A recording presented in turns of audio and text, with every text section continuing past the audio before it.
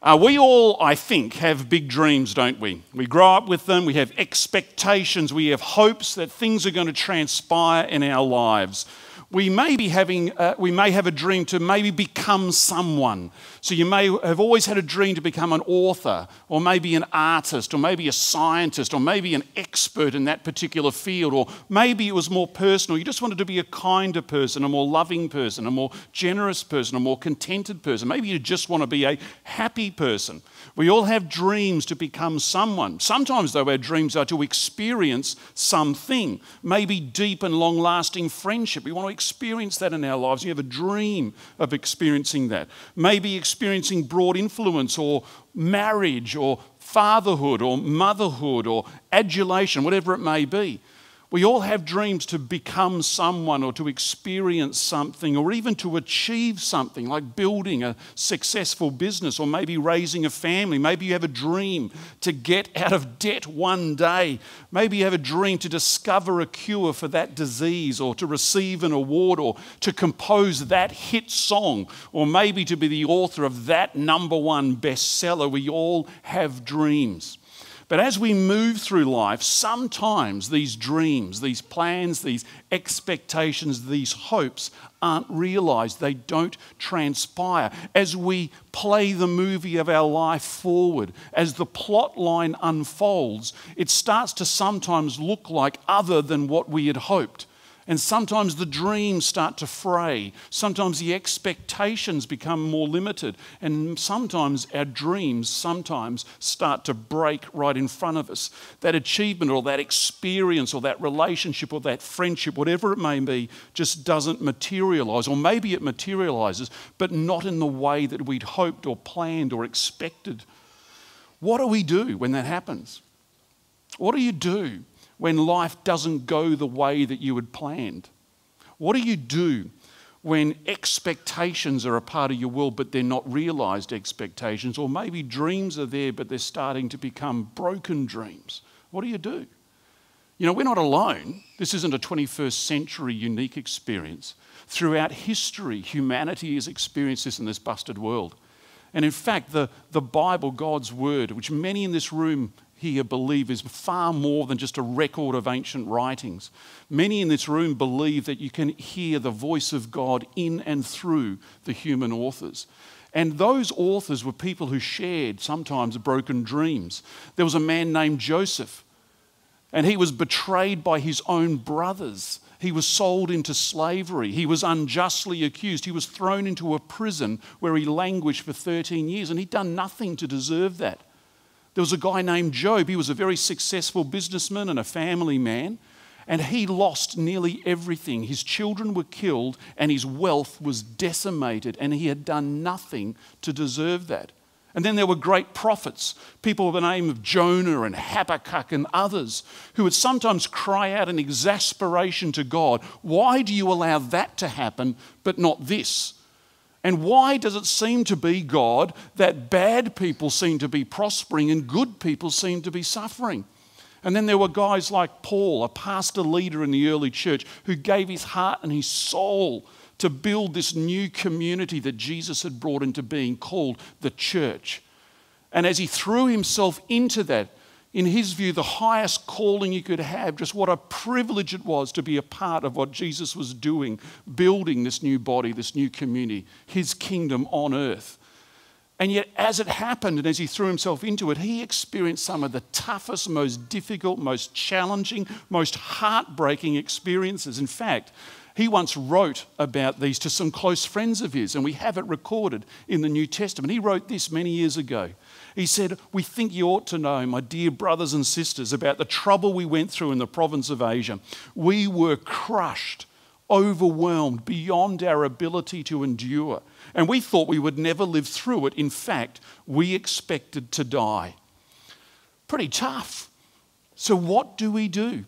What do we do when unrealised expectations, overwhelming challenges, and even broken dreams happen to us? How should we respond when life doesn't go as planned, when our big dreams seem to go bad? I want to introduce to you a new friend of mine by the name of Sheridan Voisey. So why don't we put our hands together and let's welcome him to the stage.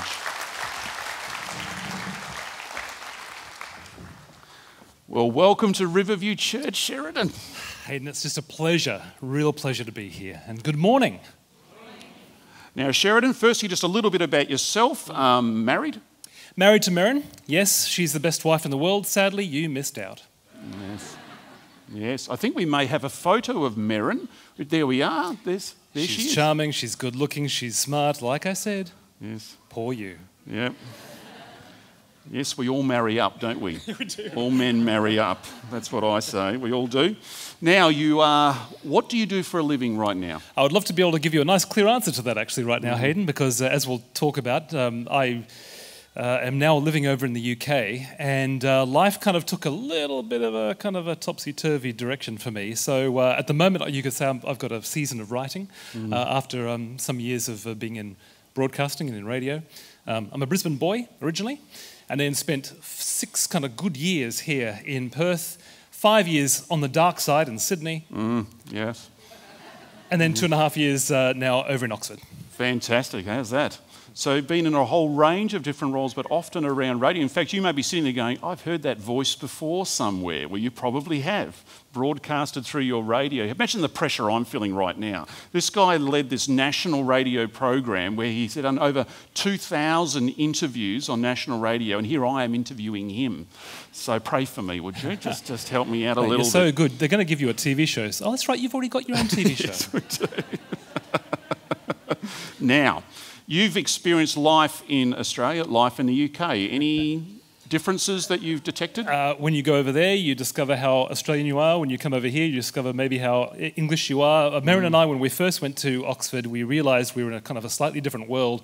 When we were walking down Corn Market is kind of the mall in the centre of centre of Oxford. Like I said, confused. Walking down there, and this phone rings, and this guy behind us pulls out his mobile phone to answer it, and he answers it this way: "Oh, Lord Astonbury, how marvellous to hear from you." And we thought, you know what, Toto, I don't think we're in Kansas anymore. Yeah. Now compare that to an experience I had just in Sydney last week. I'm sitting on the train, heading into the city, and a PA announcement comes over, and a guy says, "We just like to remind our passengers that it's not appropriate to put your feet on the chairs. In fact, you can get a fine for putting your feet on the chairs. So if you've got your feet on the chairs, I'd take your feet off the chairs now. That includes you in car 4. Yes, I can see you. And you need a haircut, your hair's too long." And I thought, I'm back home. Fantastic, isn't it? Now, Sheridan has written an amazing book. This is it here. This is the copy I have, called Resurrection Year. Resurrection Year, with a subtitle, Turning Broken Dreams into New Beginnings. And this is a book that as I read it, it was one of those ones where you laugh and there are times when you have tears as well. And Sheridan, you open the book, the very first chapter, you entitle that very first chapter, 10 Years in the Wilderness. And in it you wrote, you related and just recorded something from a journal entry you had made. And I just want to read it to you if I may. This is what you wrote. "God, this is cruel, leaving us in this wilderness. We've walked around in circles for years, tired, thirsty and confused. 1 minute we've glimpsed the promised land, and the next minute you've barred us from entering it." Can you just take us back to the beginning? What had happened that led you to write something like that? That happened in 2010. Let me take you back to the year 2000 when Merrin, my wife, and I are living on Wanneroo Road in Yokine. And it's the year 2000. She walks into the kitchen and she says to me, "I think it's time." And I think, time for what? And typical male. And she says, "I think it's time we started a family." Now, it was the right time to start a family. We'd been married 5 years. We were in a good kind of stable position, and it was the right time. Now, when a couple makes that decision, as many of you have, you know that from that point on, every 28 days, you're looking for signs of success, aren't you? And for some couples, the sign comes very, very quickly, but actually for other couples, it's very common for there to be expectation, disappointment. Another 28 days. Expectation, disappointment. Well, for us, the cycle went expectation, disappointment, expectation, disappointment, expectation, disappointment, expectation, disappointment. 9 months later, we decided to go and get some tests done. The test revealed that there was a significant problem on my side, and that either without divine intervention or technological intervention, one way or another, it was going to be very difficult for us to start a family. Now that began a 10-year journey of trying to start a family. You name it, we tried it pretty much. Special diets. If you want to make money, make yourself a diet. Special supplements. At one stage, our lounge room table was filled with little bottles of potions and things that I was taking to increase my sperm count. We're allowed to say sperm here in Riverview? We can handle sperm, can't we? We can say sperm at Riverview Church. In fact, last night we had a laugh because I actually came up with just a little bit of information you may not know. It's actually from a Greek word, spermatikos, which means seed, just in case you didn't know. So there you go, you know now.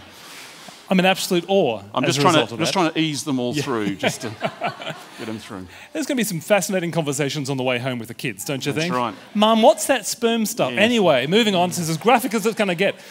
So we had these kind of opportunities to try and start a family. We tried a round of IVF in 2006 after wrestling for 2 years with the ethics of it. It would have taken you less time. I'm just a stickler for detail when it comes to that. Expectation. Disappointment. In 2007, some friends come round to our place for lunch, and they place in Merrin's hands their newborn child. And she's holding that child, and she's gooing and garring and doing everything that you're supposed to do when you're holding a newborn child, as we've seen this morning.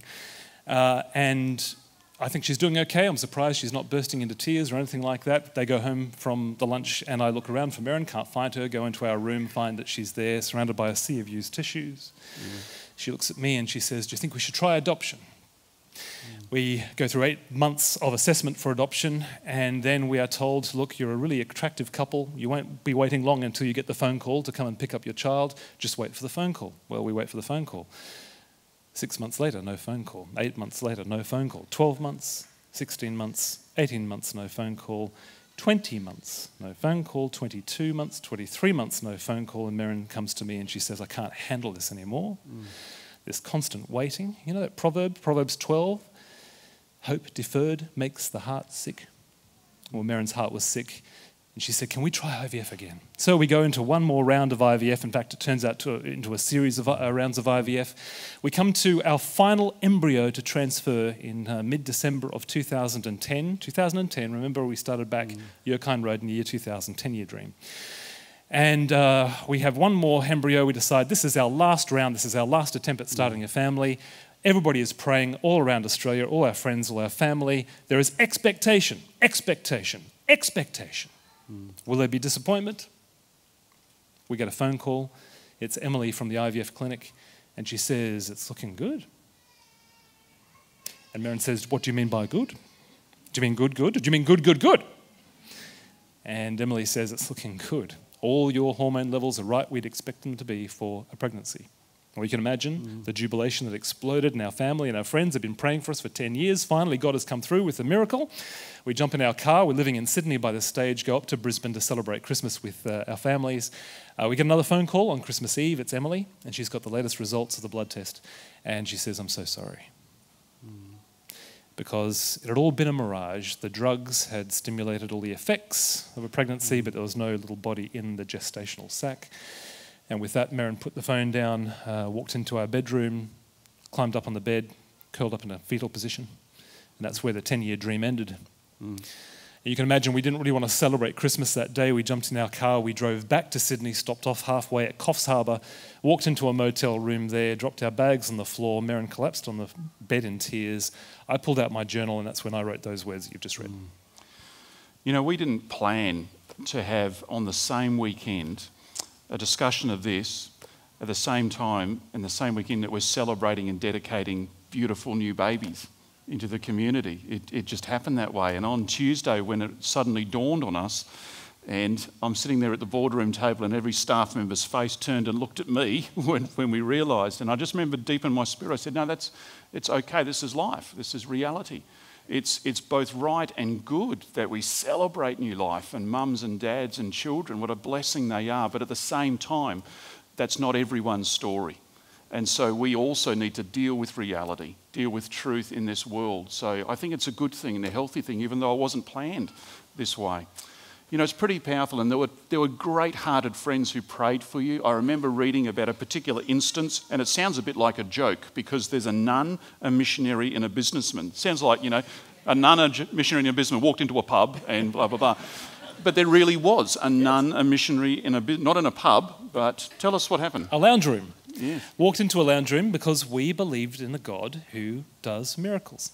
Like I said, without some sort of divine intervention or technological intervention, we were going to find this a very, very difficult road indeed. In fact, regular IVF for us wasn't actually really going to be an option because the problem was so bad. We'd have to have a particular form of it called ICSI, but too many details for you. But we were going to, first off, try for healing prayer.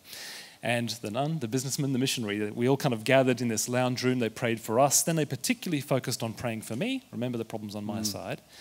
Laid hands on me, began to pray, and within a few minutes, felt like God walked into the room. I actually burst out into tears. Merrin had never seen me cry before. She was very much taken aback.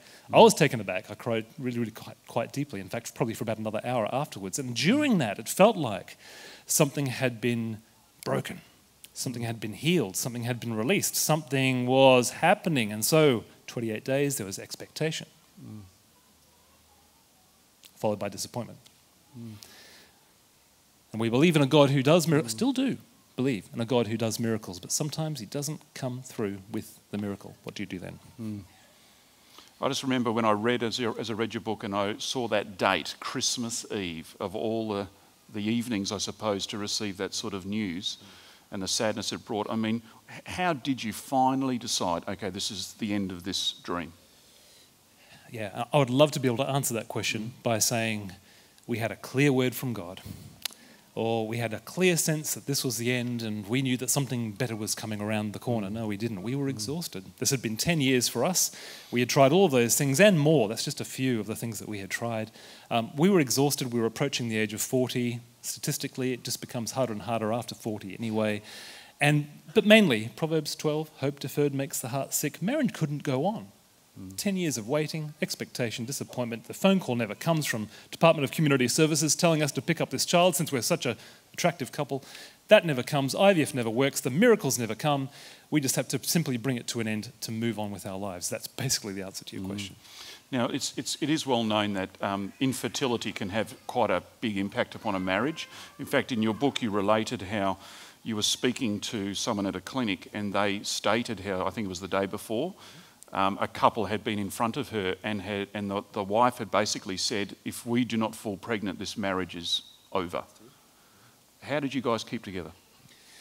We sat there in that clinic with the counsellor telling us about how difficult IVF can be on a couple, and we were thinking drugs, etc., the rise and fall of the emotional state of the woman as she goes through the process. And she said, well, not just that, it's this. And then she recounted that story.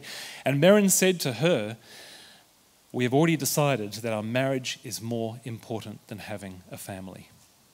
And friends, as a result of the last two services, I know that probably a good deal of you are touched by this in some kind of way, or touched in some other kind of way when it comes to a broken dream. Can I please, if you're married, can I please plead with you to follow what Merrin said? Because why would you want to have two broken dreams? Our marriage is more important than having a child. That's what got us through, and being able to stay in the room sometimes when it was so difficult to just keep on praying together, when sometimes Merrin and I were actually off the same page. We weren't on the same page, and we had to pray that through, and sometimes even that was difficult. That's how we stayed. Our marriage is more important than having a child. I think I was surprised by the sheer number of people who are part of this church community who are going through this right now. I was quite astounded, actually. I had no idea. So I know the shape is sometimes that's the journey, but there will be, just as Sheridan said, there are other shapes of this journey where dreams can just get fractured or even broken out right now. I thought it was a very profound thing when there was just a point when Merrin spoke of what she called a consolation prize. She had another dream, but as I'm reading, the implications of that So if her having a consolation dream, if you like, actually had implications for you and a dream that you had actually, it had come to fruition, just tell us and lead us through that. Yeah, you've read the book correctly. There's 2 10-year dreams actually explored in our story. One is the 10-year dream to have a family, didn't come true. The other one is a 10-year dream to actually have a particular career for me, a particular ministry. That did come true. I came to faith at the age of 19, prayed for 2 years to know what to do with my life, had very clear directions in the story, in the book, of going into radio. I had no interest in radio, actually, no interest at all. Very clear direction to go into radio. By the year 1996, I'm sitting by the Brisbane River, still living in Brisbane at the time, and have this kind of dream of this Sunday night nationally networked radio show that explored life, faith and culture from a Christian perspective, but was really, its core mission was to engage the mainstream mind of Australia, to have an open space where we can talk about these things, not just Christians talking in their own little language about their own little interests, but having a broader conversation, much like what you've done here at Riverview. That was the dream in 1996. 10 years later, 2006, that dream becomes a reality in a show called Open House. Starts off between Sydney and Melbourne radio stations, starts to become a national show after that, and very soon we've got a conservative estimate of 100,000 people listening on a Sunday night and a top 10 iTunes podcast and all sorts of things like that, books coming out of it, all sorts of wonderful dreams that have come true. During that same 10 years, I wanted to write books. I started to write books. During that same 10 years, I wanted to speak at conferences. I get some pretty cool invitations to do just that. October of 2010, before the phone call on Christmas Eve, Merrin and I are now living in Sydney. We're sitting by the Sydney harbour just near where we live.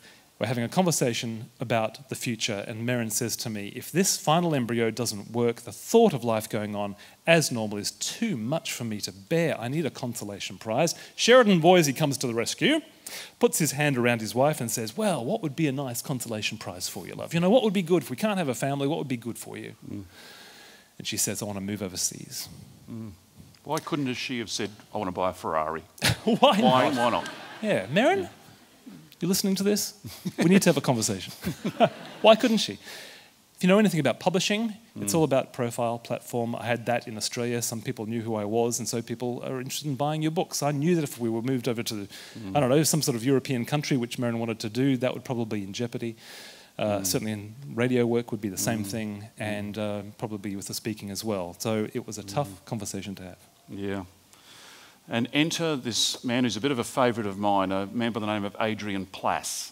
You may or may not have heard of him. If you wanted to read a book and fall off your chair laughing, buy one of his earlier ones called The Sacred Diary of Adrian Plass. I remember crying in my bed laughing so much.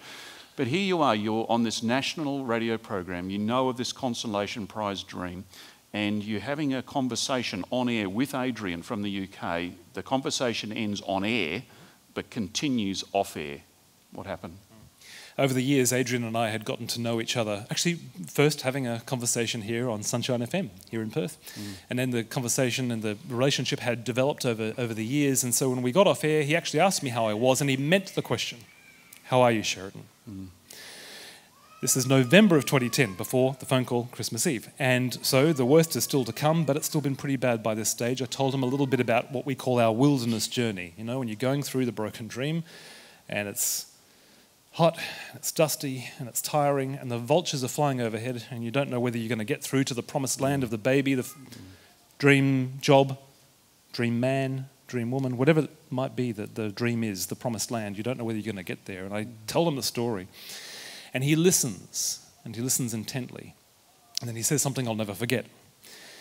He says, in the Christian life, Sheridan, new life follows the death of something, just as Jesus' resurrection follows his crucifixion. After what you've just told me, it sounds like you and Merrin have been through the crucifixion years.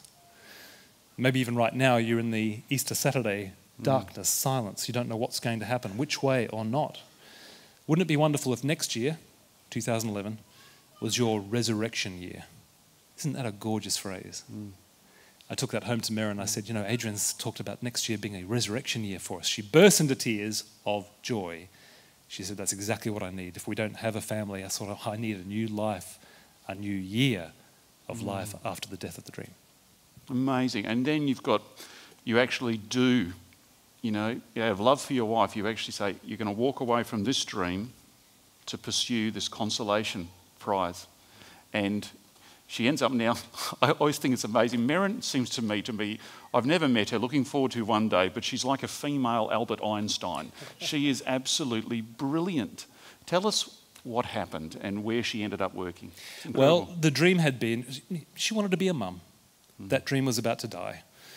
So the other dream was, well, I've always just wanted to live and work overseas. Here's one that we could make happen, so there was no decision. I had to say yes. How would I ever say no? How would I ever say no? We thought that was maybe going to be Switzerland at the time because there's a lot of pharmaceutical companies who need her kind of skills over there. Actually, it didn't turn out to be that at all because we found out we couldn't get visas for Switzerland, and very soon I had a tearful wife again because it looked like yet another dream had died. She then gets a phone call because during this 10 years, by the way, she had discovered a little bit as to who she was meant to be. Took her into her mid-30s, by the way, to work out her vocation. So if you're just finishing high school, you've got no idea, don't worry. Mrs. Einstein has actually been able to go through it before you. In fact, she had an opportunity at one stage to kind of reassess her life and her career and work out what she was good at and actually choose a new career path. And she had that opportunity all of us would like to have, and she chose a career all of us would choose if we had the same opportunity. She chose statistics. Medical statistics in particular, and so she's a medical researcher. Switzerland has got all the places. Anyway, that didn't work out.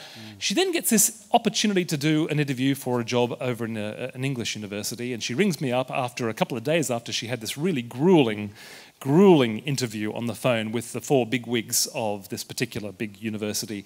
And she said, look, I really don't think that's going to work. And she gets the email back from the interview panel a couple of days later. She says, do you want me to read it to you? Yeah, okay. I can't read her voice. Is she happy? Is she sad or what? I said, read it to me, read it to me. She says, here's what it says. We are happy to offer you the position of medical statistician at the Centre for Statistics in Medicine at Oxford University. Pretty good gig, huh? In the book, which is such a fantastic read, Sheridan actually relates some of the toing and froing in the interview process. And you know, have you ever been in those situations where you're listening to people and you really know that they know what they're talking about, but you've got absolutely no idea? It's just amazing. She's incredibly brilliant. Well, this is an amazing step forward in many ways. And you head over to the UK, a new season in life, and you're there. I know you spent a short time in Switzerland, at a really amazing location, which you may talk to us about. But again, Adrian, this friend, comes into play again. Yeah, just on the way through, we went to a place called Le Brie in Switzerland. Some people may know of Francis and Edith Schaefer. In the 1950s, they opened up their lounge room to their Swiss chalet to anybody who wanted to come in and just talk about life and faith and philosophy and all of those things and where God fits into it, where Jesus Christ fits into it. And that's now kind of spread across the world. So we went there to wrestle with God about some of the big questions. Why was God silent to us? Why did he say no? Those kinds of things. We arrive in Oxford. And Adrian, back in that phone call off air, had said to me, if you ever come to the UK, look us up. We'd love to get together with you for a dinner. When you're in radio, you get actually offers like that all the time. It's just a nice way of ending the phone call, actually. Adrian meant it. So when we did go to the UK, I emailed him. He said, when are you coming up to see us? We jumped in the car, we drove up to North Yorkshire, where he and his wife Bridget were living at the time. And we spent this wonderful weekend in the home of Adrian and Bridget Plass. A lot of laughter, a lot of tears as the whole wilderness story came out. One afternoon, we're walking in this lovely park. Merrin and Bridget walk on a little ahead of us, and Adrian and I kind of hang back a little bit, and Adrian asks me again, how are you doing? I said, well, we're doing okay. We've moved over to the UK. It's what Merrin always wanted to do. She's had a new beginning with this job at Oxford University, and that's really, really good for her. And my life is a little bit up in the air. I'm not too sure. You know, the BBC isn't returning my phone calls, and the publishers have already turned my book down twice. Nobody kind of wants to talk to Sheridan Voisey about anything he's doing. I'm not too sure where I'm going, but you know, we'll trust God for that. And, well, what we're really trying to do, Adrian, is we're trying to take the opportunities that childlessness brings. We're trying to look at the upside of being childless because you've got opportunities to travel. You're not held back so much by schooling and those kinds of needs. You've got more money to use. You've got opportunities to do all sorts of things because you've got a lot more freedom. You can just hang around in a cafe on a Saturday morning and have quite a few cups of coffee reading the paper, which you mums and dads right now are probably feeling a bit jealous about. Adrian listens to all of this and he says, I can understand that. but that will only ever get you so far. All right, what do you mean? He said, I want you to think about the crucifixion of Jesus. There's no upside to Jesus' crucifixion. It's dark, it's bloody, it's barbaric, it's demonic. There's no positive spin on the crucifixion. And Jesus didn't try to find one. In fact, he tried to do something completely different. He had my attention now. He said, just think about this, Sheridan. Think about the amount of people that Jesus ministered to while he was on the cross, before things came good at the resurrection, while he was on the cross. I said, what do you mean? Well, he ministered to his mother, didn't he? Oh yeah. Mother, here is your son. Son, here is your mother. He's the eldest child. He's being crucified. Nobody's going to look after his mother. He's putting his mother in the care of his best friend, John. He ministered to his mother. Got it. He ministered to the criminal crucified next to him. What did he say? Today, I tell you, you will be with me in paradise. He ministered to the very people who put the nails through his feet and through his hands. He said, Father, forgive them. They do not know what they're doing. He ministered to the centurion who somehow had a revelation. Surely this was the Son of God. Obviously, Jesus had ministered to him, touched his heart. And he ministered to all of us while he was on the cross, forgiving our sins for everything bad and horrible that we'd actually done. While he's on the cross, Sheridan, all of that Jesus did on the cross before things came good at the resurrection. Yes, there's going to be some positive sides to being childless, but sadly, there's going to be some days when you're going to feel horrible, dark. It's going to feel lonely. Everybody around you is going to have kids. You're going to feel like you're left out. It's going to feel like a crucifixion again, but if you allow him to, he will serve through you, and he will give you an opportunity to minister to people through the crucifixion of your years, through the brokenness, through the pain, through the suffering, in a way that would never come if you had not gone through that crucifixion. You know, earlier we put up on the screens a statement from a man 2,000 years ago called Paul, and he faced his challenges and difficulties and felt so overwhelmed it almost felt like he was dying. We're going to put that back up on the screen again. Have a read of it with me, because that's not all he says, but he does say this. He says, we think you ought to know, dear brothers and sisters, about the trouble we went through in the province of Asia. We were crushed and overwhelmed beyond our ability to endure, and we thought we would never live through it. In fact, we expected to die. What we didn't show you earlier was the very next verse of what he learnt from this. Paul wrote, but as a result, we stopped relying on ourselves and we learned to rely only on God who raises the dead. God is a God of the resurrection. He's a God of the resurrection year. He brings life out of death, and he can often come to the most broken world and bring hope that is quite supernatural. It is quite astounding. Sheridan, there were two statements which really leapt out at me as I read your book. One of them was this: God's silence does not mean God's absence. And the other one, which I think just encapsulates it, you said, a greater tragedy than a broken dream is a life forever defined by it. And I just think we need to hear that today.